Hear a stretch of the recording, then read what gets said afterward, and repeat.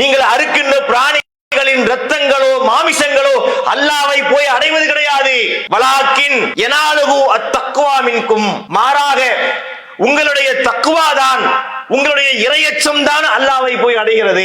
என்றைக்காவது நம்ம குர்பானி இறைச்சி அல்லாஹ்வுக்கே கொடுத்து அனுப்புறோம், இப்படி ஒரு கட்டளை நமக்கு இருக்கிறதா? அப்ப இந்த குர்பானியிலே மிச்சம் இருப்பது என்ன என்றால் இறையச்சம் மிச்சம் இருக்க வேண்டும். இந்த ரத்தமோ கரியோ அல்லாஹ்வை போய் அடையாது, இறையச்சம் அல்லாஹ்வை சென்று அடைகிறது. அப்ப அந்த வணக்கத்திற்குரிய இலக்கணத்தை இஸ்லாம் மிக தெளிவாக சொல்லுகிறது. அதே போன்றுதான் ஹஜ் என்கின்ற வணக்கம். அன்று பிறந்த பாலகனை போல ஒரு மனிதர் திரும்புறாருன்னு சொன்னா சும்மா போயிட்டு வந்தா அந்த நன்மை அடைய முடியாது. அதை உள்ளச்சத்தோடு நாம் செய்ய வேண்டும். அதிலிருந்து பெற வேண்டிய பாடங்களை முறையாக பெற வேண்டும். இந்த ஹஜ் என்கின்ற வணக்கமே ஒரு விளம்பரமாக மாற்றப்படுதா இல்லையா? கண்ணியத்திற்குரிய எல்லாம் வல்ல ஏக இறைவனின் நல்லடியார்களே, இஸ்லாமிய மார்க்கம் 12 மாதங்களில் 4 மாதங்களை புனித மாதங்கள் என்று குறிப்பிடுகின்றது. அந்த புனித மாதங்களில் ஒன்றுதான் துல்ஹஜ் மாதம் என்பதை நாம் அறிவோம். இதோ நாம் இருக்கக்கூடிய இந்த மாதம் துல்ஹஜ்ஜுடைய மாதம். இதனுடைய முதல் 10 தினங்களுக்கு சிறப்புகள் உண்டு. அதில் செய்யப்படுகின்ற வணக்கங்களுக்கு பன்மடங்கு அல்லாஹ்விடத்திலே கூலி உண்டு. அதுவும் இன்றைய தினம் அரஃபாவுடைய தினம். இந்த அரஃபாவுடைய தினத்திலே நபிகளார் நமக்கு காட்டித்தந்த அடிப்படையிலே ஒரு நோன்பை நாம் நோற்றிருக்கின்றோம். 2 ஆண்டு பாவங்களுக்கு உரிய பரிகாரம் அதிலே இருக்கின்றது. சுயிலான் சௌமி யோமி அரஃபா, அரஃபா நாளுடைய நோன்பை பற்றி ரசூலுல்லாஹ்விடத்தில் கேட்கப்பட்டது. அப்போது நபிகளார் குறிப்பிட்டார்கள், இக்கஃபீரு சனத்தல் மாலியத்த வல் பாக்கியத்த. அரஃபாவுடைய நோன்பு என்பது கடந்த வருடத்தினுடைய பாவங்களுக்கும் வர இருக்கின்ற வருடத்தினுடைய பாவங்களுக்கும் பரிகாரமாகும் என்று குறிப்பிட்டார்கள். அப்படி ஒரு சிறப்பான நோன்பை நாம் நோற்றிருக்கின்றோம். இந்த அரஃபாவுடைய நாள் இருக்கிறதே, இது ஒரு மிக முக்கியமான ஒரு தினம். ஹஜ்ஜுடைய கிரியைகளிலே ஒருவர் அரஃபாவிற்கு சரியான நேரத்திற்கு வந்து சேரவில்லை, அங்கு தங்கவில்லை என்று சொன்னால் அவருடைய ஹஜ்ஜே நிறைவேறாது. 9வது தினத்திலே அவர்கள் அரஃபா என்ற அந்த இடத்தை வந்து அடைந்து விட வேண்டும். இது நபிகளார் நமக்கு காட்டி தந்த ஒரு வழிமுறை. அல் ஹஜ்ஜு அரஃபா, ஹஜ் என்பதை அரஃபாவில் தங்குவதுதான் என்று நபிகளார் குறிப்பிட்டிருக்கிறார்கள். இந்த அரஃபாவுடைய தினம், இந்த ஹஜ் பெருநாளுடைய தினம், இது மாதிரியான நேரங்களிலே வரலாற்று சிறப்பு மிக்க உரைகளை நபிகள் நாயகம் ஸல்லல்லாஹு அலைஹி வஸல்லம் அவர்கள் ஆற்றி இருக்கின்றார்கள். நபிகள் நாயகம் ஸல்லல்லாஹு அலைஹி வஸல்லம் அவர்கள் ஒரே ஒரு ஹஜ்ஜை தான் நிறைவேற்றி இருக்கிறார்கள். அந்த ஹஜ்ஜிலும் பல வழிகாட்டுதல்களை மக்களுக்கு சொன்னார்கள். இந்த அரஃபாவுடைய தினத்திலும் இந்த ஹஜ் பெருநாளுடைய தினத்திலும் பல வழிகாட்டுதலை மக்களுக்கு சொன்னார்கள். இந்த அரஃபாவுடைய தினத்திலே ஒரு முக்கியமான வசனம் ஒன்று இறங்குகிறது. அது கவனிக்கப்பட வேண்டிய விஷயம். அல்யௌம அக்மல்து லக்கும் தீனக்கும் வ அத்மம்து அலைக்கும் நிஅமதி வ ரலீது லக்குமுல் இஸ்லாம தீனா. இந்த வசனத்தை நாம் பலமுறை கேட்டிருப்போம். 5வது அத்தியாயம் சூரத்துல் மாயிதாவுடைய 3வது வசனம் இது. இன்றைய தினம் உங்களுக்கு உங்களுடைய மார்க்கத்தை நான் முழுமைப்படுத்தி விட்டேன், உங்களுடைய அருளை நான் நிறைவாக்கி விட்டேன், இஸ்லாமிய மார்க்கத்தை உங்களுக்குரிய வாழ்வியல் நெறியாக தீனாக நான் பொருந்திக் கொண்டேன் என்று இந்த வசனத்திலே அல்லாஹ் குறிப்பிடுகின்றான். இந்த வசனம் என்பது இஸ்லாமியர்களையும் கடந்து பிற மதத்துக்காரர்களையும் ஈர்த்தது. ரசூலுல்லாஹ்வுடைய காலத்திற்கு பிறகு உமர் ரலியல்லாஹு அன்ஹுவுடைய ஆட்சி காலம், அவர் கலீஃபாவாக இருக்கிறார். அப்போது ஒரு யூதர் உமரிடத்திலே வருகின்றார். வந்து சொல்லுகின்றார், இன்னக்கும் தக்ரவுன ஆயத்தன், நீங்க ஒரு வசனத்தை ஓதுறீங்களே, அவர் எந்த வசனத்தை குறிப்பிடுகிறார்? இந்த அல்யௌம அக்மல்து லக்கும் தீனக்கும், இன்றைய தினம் உங்களுக்கு உங்களுடைய மார்க்கத்தை முழுமைப்படுத்தி விட்டேன் என்ற இந்த வசனம் இருக்கு பாத்தீங்களா? இந்த வசனத்தை சொல்லி காட்டி அந்த யூதர் சொல்லுகிறார், லவ் உன்சிலத் ஃபீனா லத்தகதுனா ஸாலிகல் யௌம ஈதா. இந்த வசனம் எங்களுக்கு அருளப்பட்டிருந்தால் அந்த நாளை நாங்கள் பெருநாளாக கொண்டாடி இருப்போம். அற்புதமான வசனம் அது, என்ன மாதிரியான கருத்தை தரக்கூடிய வசனம் என்று அவர் பேசுகிறார். ஒரு இஸ்லாமியர் பேசுவதில் ஆச்சரியம் இல்லை. ஒரு யகூதி, ஒரு யூதர் வந்து சொல்லுகிறார், இப்படிப்பட்ட ஒரு வசனம் எங்களுக்கு அருளப்பட்டிருந்தால் அந்த நாளை நாங்கள் பெருநாளாக கொண்டாடி இருப்போம் அப்படின்னு சொல்கிறார். அப்போது உமர் ரலியல்லாஹு அன்ஹு அவர்கள் சொன்னார்கள், அவர்கள் மகிழ்ச்சியோடு சொல்கிறார்கள், இந்த வசனம் எப்போது இறங்கியது என்பது எனக்கு தெரியும். எந்த நாளில் இறங்கியது என்பது எனக்கு தெரியும். இந்த வசனம் இறங்கக்கூடிய தருணத்திலே நபிகளார் எங்கு இருந்தார்கள் என்பதும் எனக்கு தெரியும் என்று சொல்கிறார் உமர்லான். அவங்க சொல்றாங்க, இந்த வசனம் எப்போது இறங்கியது தெரியுமா? உன்சிலத் பி அரஃபா வ ரசூலுல்லாஹி ஸல்லல்லாஹு அலைஹி வஸல்லம் வாகிஃபுன் பி அரஃபா. அதாவது இந்த வசனம் அரஃபாவுடைய தினத்திலே தான் அருளப்பட்டது. நபிகள் நாயகம் ஸல்லல்லாஹு அலைஹி வஸல்லம் அவர்கள் அரஃபா என்ற அந்த பகுதியிலே நின்று கொண்டிருந்த பொழுதுதான் அருளப்பட்டது என்று அந்த வசனத்தை பற்றி அவர்கள் குறிப்பிடுகின்றார்கள். எனவே இந்த முக்கியமான வசனம் அருளப்பட்ட தினம் இன்றைய தினம்தான், இந்த 9வது தினம், அரஃபாவுடைய தினம். இந்த வசனத்தினுடைய கருத்தையும் நாம் ரொம்ப கவனமாக உள்வாங்க வேண்டும். இஸ்லாமிய மார்க்கத்துடைய ஒட்டுமொத்த சட்டங்களையும் இந்த வசனத்துக்குள்ளே நம்ம சொல்லிட முடியும். இஸ்லாம் என்பது அதற்குரிய சட்டங்களை சொல்லித்தர வேண்டியவன் இறைவன் ஒருவன் தான். நாம் எதை செய்ய வேண்டும், எதை செய்யக்கூடாது, எது கூடும், எது கூடாது, எது அனுமதிக்கப்பட்டது, எது தடுக்கப்பட்டது, இறைவனை நாம் எப்படி புரிந்து கொள்ள வேண்டும், அவனை எப்படி வணங்க வேண்டும் என்கின்ற எல்லாவற்றையும் நமக்கு மார்க்கம் சொல்லித் தருகின்றது. அது எப்போது சொல்லித் தரப்படுகின்றது? நபிகள் நாயகம் ஸல்லல்லாஹு அலைஹி வஸல்லம் அவர்கள் உயிரோடு வாழக்கூடிய காலத்திலேயே எல்லா செய்தியும் சொல்லி முடிக்கப்பட்டு விடுகின்றது. அவர்கள் உயிரோடு வாழக்கூடிய காலத்திலேயே இந்த மார்க்கம் பரிபூர்ணமாக்கப்பட்டு விடுகிறது. அல்லாஹ் சொல்லுகின்றான், இந்த மார்க்கம் முடிந்து விட்டது, இந்த மார்க்கத்தை நான் முழுமைப்படுத்தி விட்டேன் என்று சொல்வதிலே இருந்து மார்க்கத்தின் பெயரால் எதையும் புதிதாக உண்டாக்க கூடாது, நான் சொன்ன இந்த சட்டதிட்டங்களை தாண்டி வேறு யாரும் அதிலே எதையும் அதிகப்படுத்த கூடாது, அப்படி அதிகப்படுத்தினால் அது மார்க்கம் அல்ல என்பதை மிக தெளிவாக இந்த வசனம் உலகத்திற்கு ஒரு செய்தியை சொல்கிறது. ஆனால் இன்று இஸ்லாமியர்களுடைய வாழ்க்கையிலே நாம் பார்க்கின்றோம், ஏராளமான காரியங்களை, புதிதாக வணக்கங்களை, இஸ்லாத்தில் இல்லாத பித்அத்துக்களை நன்மை என்று நினைத்துக் கொண்டு அரங்கேற்றி வருவதை பார்க்கின்றோம். அவர்கள் ஹஜ்ஜுக்கு போகின்றார்கள், அரஃபாவிலே தங்குகின்றார்கள், ஹஜ்ஜுடைய அந்த காரியங்களை, கிரியைகளை முடிக்கின்றார்கள், அதோடு திரும்பி வந்துடுற ஹாஜின்னு பேரை போட்டு திரும்பி வந்துடுறாங்க. இது எந்த நாள்? இங்கே என்ன வசனம் அருளப்பட்டது? அந்த வசனம் சொல்லக்கூடிய கருத்து என்ன? இந்த வசனத்தின் மூலம் எந்த நோக்கத்தை இறைவன் நாடுகிறான் என்பதை பற்றி சிந்தனை இல்லாமல் நினைத்ததையெல்லாம் செய்து கொண்டு அதை மார்க்கம் என்று நினைத்தால் அல்லாஹ் அதை ஏற்றுக்கொள்ள மாட்டான். ஒரு வணக்கம் என்று சொன்னால், மார்க்கம் என்றால் அல்லாஹ்விடமிருந்து மட்டுமே வர வேண்டும். அதற்கு பின்னாடி வரக்கூடிய ஒவ்வொன்றும் புதுமை என்று சொன்னார்களா இல்லையா? நபிகளார் குறிப்பிட்டார்கள், புதுமையான காரியங்களை விட்டு நான் உங்களை எச்சரிக்கை செய்கிறேன் சொன்னார்கள். மன் அமில அமலன் லைஸ அலைஹி அம்ருனா ஃபஹுவ ரத்துன். எவர் ஒருவர் நம்முடைய கட்டளை இல்லாமல் ஒரு காரியத்தை செய்வாரோ அது ரத்து செய்யப்படும், நிராகரிக்கப்படும் நபிகளார் குறிப்பிட்டார்கள். ஒவ்வொரு முறை உரை நிகழ்த்தும் போது ஒரு நபிமொழியை சொல்ல குறிப்பிடுவாங்க, இன்ன அஸ்தக்கல் ஹதீஸி கிதாபுல்லாஹ், செய்திகளில் மிக உண்மையானது அல்லாஹ்வுடைய கிதாப், அல்லாஹ்வுடைய வேதம். வகைரல் ஹதி ஹத்யு முஹம்மத், நடைமுறையிலே சிறந்த நடைமுறை முஹம்மதினுடைய நடைமுறையாகும். ஷர்ரல் உமூரி முஹதஸாத்துஹா, காரியங்களிலே மகா கெட்டது புதுமையாக உருவாகக்கூடிய காரியங்களாகும். குல்ல முஹதஸத்தின் பித்ஆ, அந்த புதுமையான காரியங்கள் பித்அத் எனப்படும். குல்ல பித்அத்தின் தலாலா, ஒவ்வொரு பித்அத்தும் வழிகேடாகும். குல்ல தலாலத்தின் பின்னார், அந்த வழிகேடுகள் நரகிலே கொண்டு போய் சேர்க்கும் என்று சொன்னார்கள். எவ்வளவு முக்கியமான ஒரு தகவல்! ஒரு லேசாக எடுத்துக்கொள்ளப்பட வேண்டிய வார்த்தையா இது?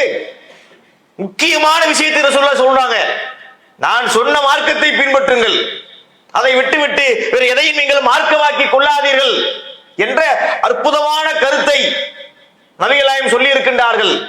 அதே கருத்தை தான் இந்த வசனமும் பிரதிபலிக்கின்றது. யூதர்கள் புரிந்து கொண்டால் இந்த வசனத்தினுடைய முக்கியத்துவத்தை யூதர்கள் புரிந்து கொண்டு நாங்க பெருநாளை கொண்டாடி இருப்போம்னு சொல்ற அளவுக்கு இருந்தாங்க. ஆனா இஸ்லாமிய மக்கள் அதை பற்றி புரியாமல் புதுமையான பிதாத்துக்களை செய்வது ஒரு வருத்தம் அளிக்கக்கூடிய விஷயமாக இருக்கிறது. அதை மாற்றிக்கொள்வதற்கு நம்முடைய சமுதாய மக்கள் முன்வர வேண்டும். அதே போன்று பார்க்கின்றோம், நபிகள் நாயகம் ஸல்லல்லாஹு அலைஹி வஸல்லம் அவர்கள் ஹஜ்ஜினுடைய நேரத்திலே முக்கியமான விஷயங்களை மக்களுக்கு சொன்னார்கள். இன்றைய உலகத்தோடு அதை ஒப்பிட்டு பார்க்கின்றோம். தரமற்ற ஆட்சியாளர்கள், தவறான நடைமுறைகள், அணுகுமுறைகள். அதன் காரணத்தினால் உலகம் என்பது எப்படிப்பட்ட நிலையை நோக்கி சென்று கொண்டிருக்கிறது, அதன பாதாளத்தை நோக்கி பயணிக்கின்றது.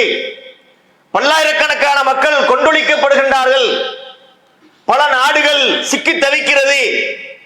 இதுக்கெல்லாம் என்ன காரணம் என்று சொன்னால், ஒரு விஷய உண்மையை, யதார்த்தத்தை புரிந்து கொள்ளாமல் இருப்பது. அந்த யதார்த்தத்தை நபிகள் நாயகம் ஸல்லல்லாஹு அலைஹி வஸல்லம் அவர்கள் இறுதி பேருரையை குறிப்பிட்டார்கள்.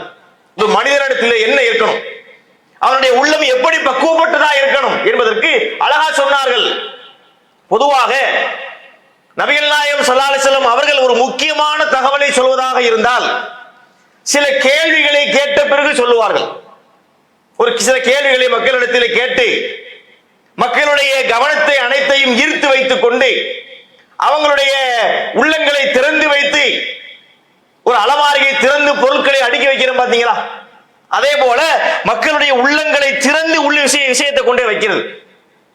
நபிகள் ஸல்லல்லாஹு அலைஹி வஸல்லம் அவர்கள் கேட்கிறாங்க, அந்த நஹருடைய தினத்திலே, ஹஜ் பெருநாள் தினத்திலே கேட்கிறாங்க, மக்கள்கிட்ட கேட்கிறாங்க, ஐயோ யௌமின் ஹாதா, இது என்ன நாள் அப்படின்னு கேட்கிறாங்க. மக்கள் எல்லாம் அமைதியாக இருக்கிறார்கள், நபி ஸல்லல்லாஹு அலைஹி வஸல்லம் அவர்களும் அமைதியாக இருக்கிறார்கள். மக்கள் நினைக்கிறார்கள், ரசூலுல்லாஹ்வுடைய அந்த அமைதியை பார்க்கும் போது நாங்கள் என்ன நினைத்தோம் என்று சொன்னால், ஒருவேளை இந்த நாளுக்கு நபிகள் நாயகம் ஸல்லல்லாஹு அலைஹி வஸல்லம் அவர்கள் புதிதாக ஒரு பெயரை சூட்ட போகிறார்களோ என்று நினைக்கும் அளவுக்கு நாங்கள் அமைதியாக இருந்தோம். அடுத்து கேட்கிறாங்க, ரசூலுல்லாஹ் சொல்றாங்க, அலைஸ யௌமன் நஹர், இது நஹருடைய தினம் இல்லையா?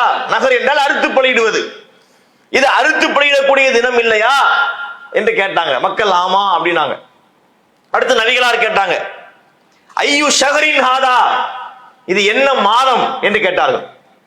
மக்கள் அமைதியா இருந்தாங்க, ரசூலுல்லாஹ் அமைதியா இருந்தாங்க.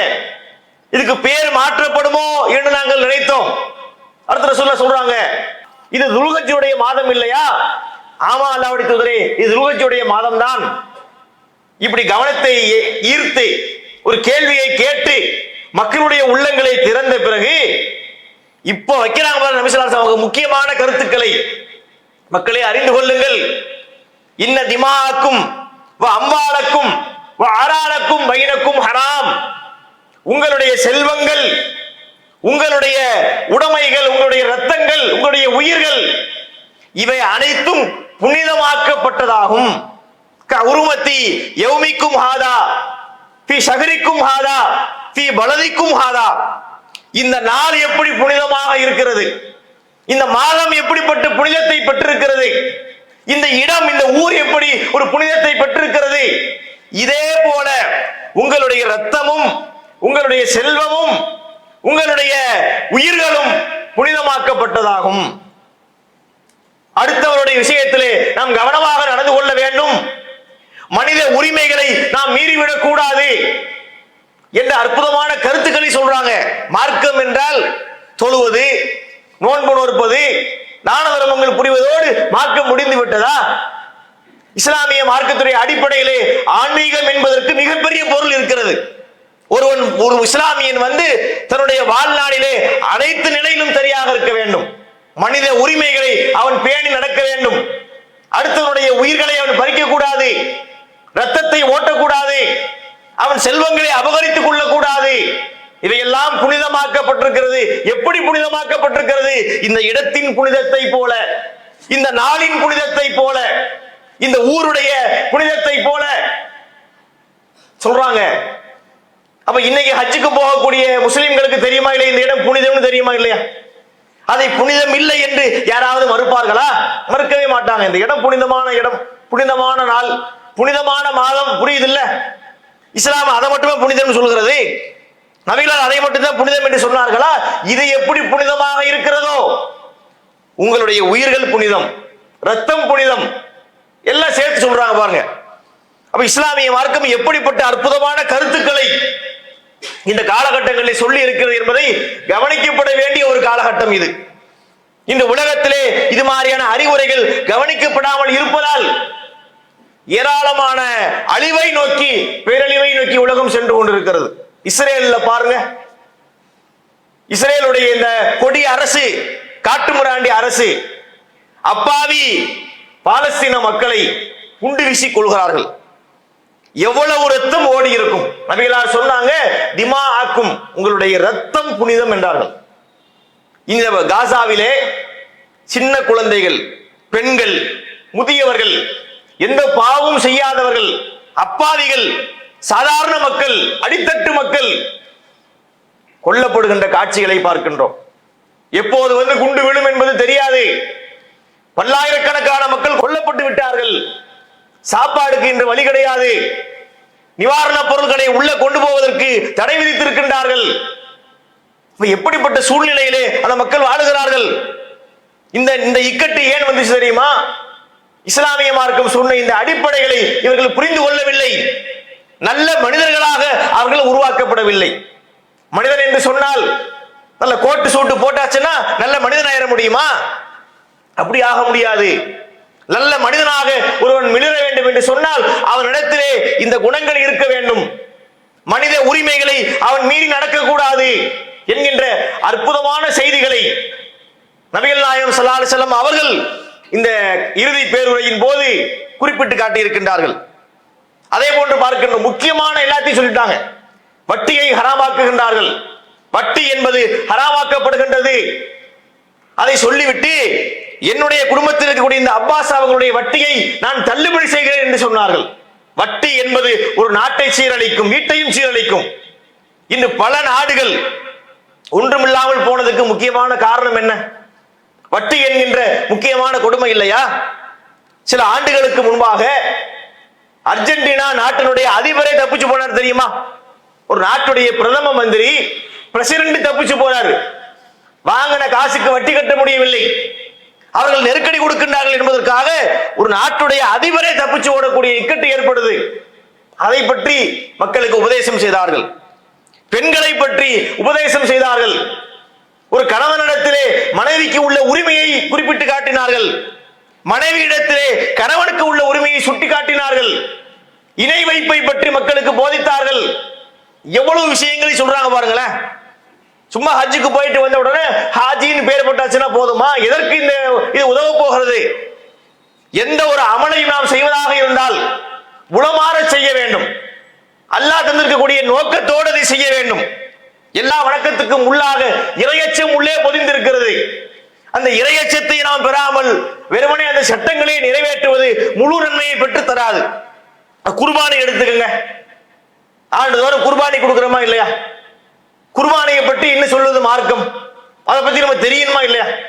ஆடு வாங்குறோம், மாடு வாங்குறோம், அறுக்கிறோம், சாப்பிடுறோம், அதோடு முடிக்க கூடாது. இதை பற்றி இஸ்லாம் சொல்லக்கூடிய செய்தி என்ன? திருமறை குர்ஆன்ல சொல்லப்படுகின்றது. அல்லாஹ் சொல்றான் திருமறை குர்ஆன்ல, நீங்க அறுக்கக்கூடிய பிராணிகளின் இரத்தங்களோ மாமிசங்களோ லை யனாலல்லாஹ லுஹூமுஹா வலா திமாவுஹா, நீங்கள் அறுக்கின்ற பிராணிகளின் இரத்தங்களோ மாமிசங்களோ அல்லாஹ்வை போய் அடைவது கிடையாது.